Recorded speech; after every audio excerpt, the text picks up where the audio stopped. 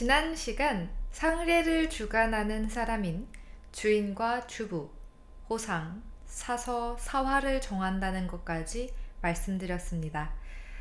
세상을 떠난 사람을 세 번 부르는 복에 대해서도 설명드렸습니다.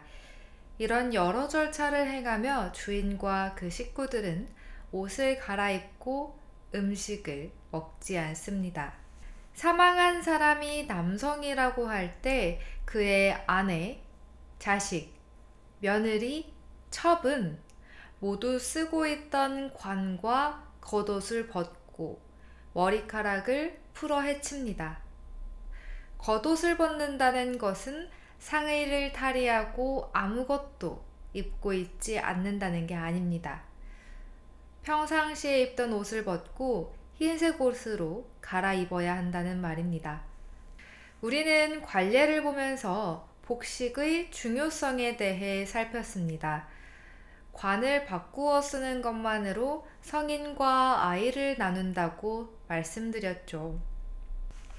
이렇게 유학의 예에서 옷차림은 사람의 상황을 구별해주는 수단이었습니다. 인간관계에 생기는 역할을 시각적으로 보여줌으로써 이상적인 사회체계가 형성될 수 있도록 했습니다. 상례에서 어떻게 옷을 입는가에 대한 문제는 보이지 않는 질서를 드러내는 데 특히 중요했는데요. 상례를 지낼 때 옷차림으로 집안의 주축인 종자와 그 외 사람들의 관계를 보여주기 때문입니다. 옷의 형태와 착용 기간을 달리해 누가 집안의 종자인지 혹은 누가 사망한 사람과 가장 가까운지를 보여주는 겁니다. 이렇게 각자의 자리에 맞게 복식을 갖추어 입는 것을 성복이라고 합니다. 사망한 직후부터 제대로 복식을 갖추기 전까지는 여러 가지를 준비하는 시간이 걸립니다. 그러나 준비하는 동안 평상시와 같은 복장으로 있을 수는 없으니 흰색 포로 옷을 갈아입음으로써 슬픔을 보여주는 것입니다. 주자는 구체적으로 어떤 옷을 입어야 하는지는 언급하지 않았고 주자의 제자인 양복이 심의라는 옷을 입어야 한다고 언급한 기록이 남아 있습니다. 도암이제도 이 기록을 따라 남성은 심의를 착용하게 하고 여성은 백대의 백장군이라고 하여 흰색 저고리와 치마를 착용하도록 했습니다. 하지만 그는 심의뿐만 아니라 도포나 증령도 괜찮다고 말합니다. 조선시대 18세기 당시에는 도포나 증령이 심의를 대신하기도 했기 때문입니다. 제 생각에는 도암이제의 경우 누군가의 죽음을 맞이했을 때 정신이 없으니 새로운 옷을 마련하기보다는 그 아팠던 사람을 병간호할 때 입었던 옷이면 충분하다고 생각했던 것 같습니다. 그가 직접 그의 책에서 이전에 입고 있던 옷을 벗지 않아도 된다 라고 말했기 때문입니다. 중요한 것은 슬프고 경황이 없는 게 옷에서 드러나야 한다는 것입니다. 이때 남성의 경우 윗 옷섭을 띠에 꽂는다고 하는데요. 예기 문성편을 보면 이렇게 옷섭을 띠에 꽂는 이유는 울면서 뛸 때 옷이 발에 밟히지 않도록 하기 위해서라고 합니다. 옷을 밟지 않기 위해 띠에 꽂아놔야 할 정도로 슬프게 울 것을 대비한 것이죠. 관을 벗고 머리카락을 풀어 헤치는 행위도 마찬가지로 슬픔을 표현하는 것입니다. 자신의 용모를 가꾸지 못할 정도로 슬픈 마음을 표현하는 행위입니다. 옷에 차이가 있는 것처럼 이 행위도 모든 사람들이 동일하게 시행하는 것은 아닙니다. 특히 도암이제는 3년복을 입는 사람, 즉 아버지와 아들처럼 가까운 관계에서만 관을 벗고 머리카락을 풀어 헤치는 것이 옳다고 말했습니다. 3년복을 입는 관계라고 설명을 했는데요. 3년복은 망자를 위해 복식을 3년 동안 입는 것으로 상복을 입는 기간 중 가장 긴 복식입니다. 그만큼 망자와 가깝고 그의 죽음을 슬퍼한다는 의미이기도 합니다. 슬픈 사람들은 모두 머리를 풀어 헤쳐서 슬픔을 표현해도 괜찮다고도 할 만한데, 도화미제는 3년 동안 복식을 입지 않는 사람들이 관을 벗고 머리카락을 풀어 헤치는 것은 옳지 않다고 주장합니다. 이것이 종자의 지위를 높이기 위한 것인지, 슬프지 않은 사람들은 예를 과하게 행하는 것을 염두한 것인지는 명확히 알 수는 없습니다. 다만 겉옷과 관 등의 복식으로 알맞은 슬픔을 표현해야 한다고 생각했던 것으로 보일 뿐입니다. 심지어 음식을 먹지 않는 그런 행위에도 친소 관계에 따라 차이가 있습니다. 자식들은 모두 3일 동안 먹지를 않고요. 1년 동안 옷을 입는 사람, 9개월 동안 옷을 입는 사람은 3끼를 먹지를 않습니다. 5개월 동안 그리고 3개월 동안 상복을 입는 사람은 2끼를 먹지 않도록 했습니다. 다만 이렇게 음식을 먹지 않을 때에 건강을 해칠 수 있으므로 이것을 우려하여 어른들이 권하면 조금 먹어도 괜찮다는 구절을 더했습니다. 너무한 거 아니야? 라는 생각이 조금 드실 수도 있을 것 같아요. 밥을 먹지 못하게 하는 것처럼 느껴지기도 하니까요. 하지만 이 구절은 이렇게 이해해 보는 것이 좋을 것 같습니다. 혹시 사랑하는 사람과 이별해 보신 적이 있는 분들이라면 더 쉽게 상상해 보실 수 있으실 것 같은데요. 제 경험에 비춰봤을 때 누군가를 잃은 상실감에 휩싸이면 아무것도 먹고 싶어지지가 않습니다. 사실 먹을 것뿐만이 아니라 그 무엇에 대한 생각도 하기가 어려워지죠. 3일은 고사하고 일주일 동안은 마치 세상을 잃은 듯 아무런 정신도 들지 않았습니다. 저는 할아버지를 잃었을 때 그런 상실감을 경험을 했으니, 만약 그 상황이 부모님을 잃었을 때라면, 또 그를 진심으로 사랑했다면 3일 동안 음식을 먹기는 힘들겠죠. 이런 의미에서 3일 동안 먹지 않는다 라는 구절이 있는 겁니다. 그러나 이 또한 음식을 먹지 않아서 건강을 상하게 하지는 말아야 하므로 어른이 권하면 먹어야 한다는 구절을 추가해 놓은 것입니다. 망자의 자식이자 상을 주관하는 상주가 이렇게 음식도 먹지 못하고 슬퍼하고 있을 때 호상, 상을 돕는 사람과 집사자, 일을 진행시키는 사람은 각각 상례의 다음 차례를 준비합니다. 주자가래에서는 치관이라고 해서 이때 관을 만드는 것에 대해 나오는데, 사례편람에서는 치관 전에 전이라는 절차를 추가합니다. 저는 사례편람에 준거해서 이 전에 대해서 먼저 설명드리고자 합니다. 전이라는 글자는 올릴 전자입니다. 탁자 위에 포와 식혜를 올려 동쪽 계단으로 올라가서 시신의 동쪽 어깨에 둡니다. 여기에서 동쪽은 지금으로 보자면 우리가 건물을 마주하고 있을 때의 동쪽입니다. 오른쪽이죠. 주자가래에서는 이 식혜와 포를 올리는 절차를 염습 다음에 두었는데요. 도화미제는 이를 망자가 사망한 당일날 복을 행하고 바로 올리도록 했습니다.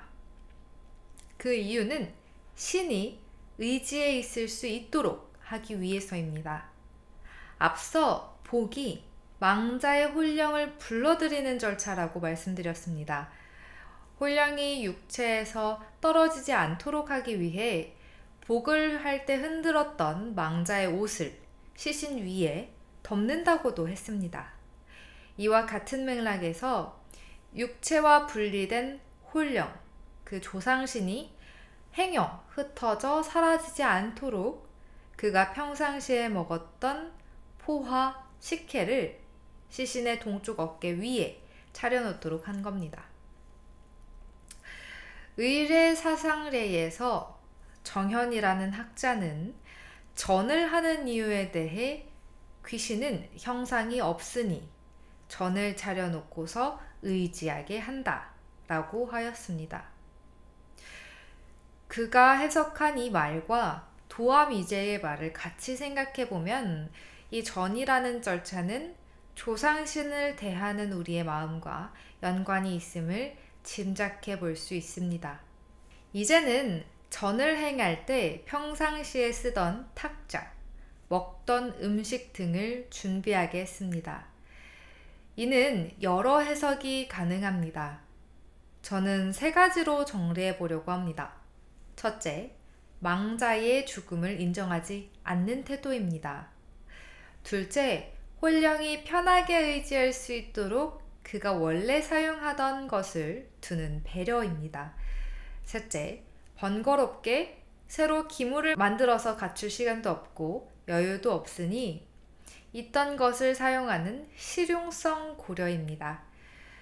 3가지 이유 중 무엇이 도암이제의 생각인지는 알 수가 없습니다. 제가 앞으로 더 연구해야 할 부분이기도 하죠.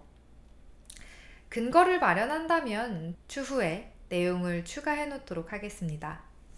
이렇게 집사자가 전을 올릴 때 호상은 장인을 불러 관을 만들도록 합니다. 주자가래에서는 유삼, 백, 토삼이 각각 상, 중, 하 품의 나무라고 하는데요. 조선시대 학자인 송시열은 유삼을 송진이 있는 소나무, 백을 잣나무, 토삼을 송진이 없는 소나무라고 해석했습니다. 주자의 아버지 성감이 소나무 송자를 사용했기 때문에 이와 통용될 수 있는 삼나무 삼자를 송자 대신 썼다고 이해했다고 하네요. 이제가 사례편람에서 소나무 판자를 준비하도록 한 것을 보면 적어도 조선시대에는 이 소나무가 가장 좋은 재료였던 것으로 보입니다. 관을 만들 때 주의할 점이 있습니다. 하나, 너무 두껍거나 높고 크게 만들지는 말아야 합니다. 관이 너무 두꺼우면 무거워서 멀리 가기 어렵고 높고 크면 쉽게 부서지거나 무너질 수 있기 때문입니다.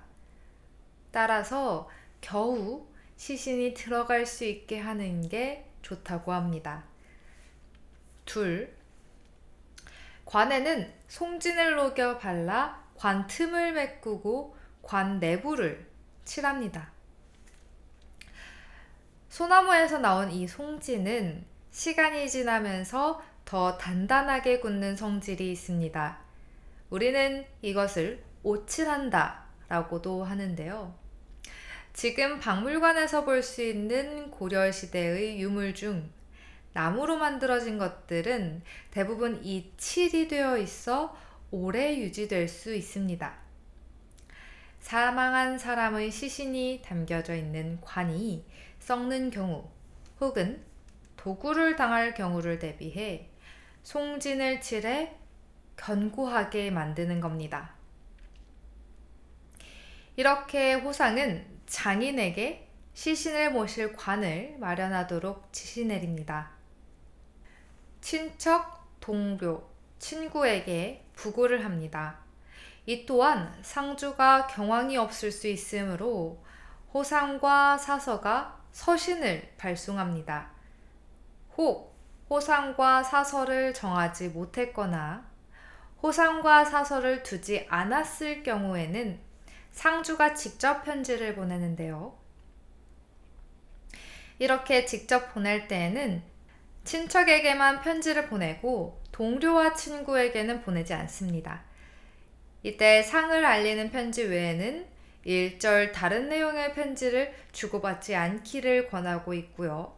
또 행여 조문 편지가 오더라도 졸곡을 지낸 후, 즉 곡을 그친 후에야 답장을 하라는 구절이 있습니다. 슬픔이 닿기 전까지 웬만하면 그 오롯이 슬픔에만 집중하도록 하는 것이죠. 주작 아래는 없지만 도하미제는 여기에서 의문을 제기합니다. 왜 부모님이 돌아가신 것을 부고로 알리고 사람들에게 알리는데 사당에는 고하지 않을까 하는 의문입니다. 사당에는 크고 작은 일을 모두 고하는 것이 예절이었습니다. 그런데 가래에는 친척, 동료, 친구에게는 보고하라고 하고 사당에는 고하라는 말이 없습니다. 이에 도함은 자신은 사당에 고하는 게 옳다고 보며 만약 사당에 고한다면 친척, 동료, 친구에게 보고하기 전에 해야 한다는 말을 덧붙여 놓습니다. 자, 앞서 살펴본 내용들, 병이 위독해졌을 때부터 곡을 하고 복을 하고 주인, 주부, 호상, 사서의 역할을 정하고 옷을 갈아입고 관을 만들고 부고하는 것까지가 초종이라는 상례의 큰 조목에 해당할 수 있습니다. 도하미제는 이 초종에 휘장으로 침실을 가리고 시신을 상에 옮기는 조목, 설치, 철족의 절목을 추가해 시신을 바르게 하고 전을 올려 조상신, 홀령이 의지할 수 있도록 했습니다. 이것은 분명 주작아래와는 조금 다른 부분들입니다. 이 다음은 목욕, 습, 전, 위위, 반합에 대해서 살펴보도록 하겠습니다. 집사자는 휘장과 상을 설치하고 시신을 옮기며 구덩이를 판다. 이것이 주작아래의 구절입니다. 하지만 앞서 말씀드렸다시피 도하미제는 휘장을 치고 상을 설치하여 시신을 바르게 눕히는 절차를 설치 철족 앞에 두었습니다. 다른 것보다 먼저 시신을 잘 모셔놓으려고 했습니다. 사실 설치 철족의 조목 외에 시신을 침상에 눕혀 두고 전을 올리는 건 주작아래와 그 순서는 분명히 다르지만 사망 후 하루 안에 이루어지는 일입니다. 어떤 부분을 정말 중요하게 생각하는가 혹은 실제 시행해보니 어떻게 하는 것이 좋겠다 라는 견해가 반영되면서 조금씩의 변화가 생긴 겁니다. 습에 필요한 옷을 진설한다. 자, 보이시는 그림에서 이곳 당의 앞의 동쪽 벽 아래에 탁자를 두고 그 위에 습에 필요한 것들과 물건을 나열합니다. 습이란 옷으로 시신을 싸는 일입니다. 시신을 보호하기 위해서입니다. 이때 준비하는 물건은 복건, 충의, 명목, 악수, 심의, 포오, 한삼, 고, 버선, 늑백, 과두 등입니다. 심의, 포오, 한삼, 고, 버선, 늑백, 과두 등은 의류입니다. 그렇다면 충의, 명목, 악수는 무엇일까요? 먼저 충의는 망자의 귀를 막는 솜입니다. 이는 시신의 귀에서 나올 수 있는 이물질을 흡수하도록 귀에 꽂는 솜이죠.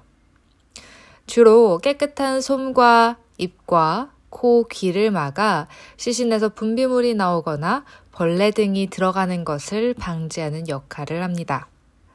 사례편람의 충의도를 보면 대추 씨알 만하게 아주 작은 솜이 그려져 있습니다. 다음 명목은 시신의 눈과 얼굴 피부 전체를 감싸는 얼굴 덮개입니다. 형태는 정방형으로 사방의 길이와 너비가 한자 투치, 지금으로 치자면 약 30cm가 조금 넘는 길이이며 4개의 가늘고 긴 끈으로 구성이 되어 있습니다. 솜으로 얇게 펴서 충전한 겹, 즉 겉감과 안감으로 구성이 되어 제작이 되며 내 모서리에 얼굴을 감싼 명목을 고정시키는 끈이 1개씩 총 4개가 달리게 됩니다. 명목 같은 경우에는 사례편람 명목도에도 나와 있고 실제 18세기에 출토된 유물도 있어 그 실제 생김새가 어떤지를 살펴볼 수 있습니다. 다음은 악수입니다. 악수는 시신의 손을 싸기 위한 물건입니다. 시신의 손등과 손바닥을 완전히 감싸게 하는데요. 오른손과 왼손용 2개를 만듭니다. 사례편람의 악수도를 보면 손을 싸기 전의 모양은 보시다시피 아령처럼 보이기도 하는데요. 실제 16세기에 출토된 유물이 반듯한 직사각형의 모양인 걸 보면 각 상황에 따라 조금씩 다르게 제작했음을 알 수 있습니다. 이것도 명목과 마찬가지로 겹, 즉 안감과 겉감으로 구성이 되고요. 양끝 두 모서리에는 피부를 감싼 악수를 고정시키는 끈이 1개씩 총 2개가 부착이 됩니다. 손가락과 손을 고정시키기 위해 한 번씩 싸는 용도이죠. 이렇게 충이, 명목, 악수 등으로 시신의 형태가 망가지지 않고 시신이 오래 보존될 수 있도록 처리를 하는 과정, 이것이 바로 습입니다.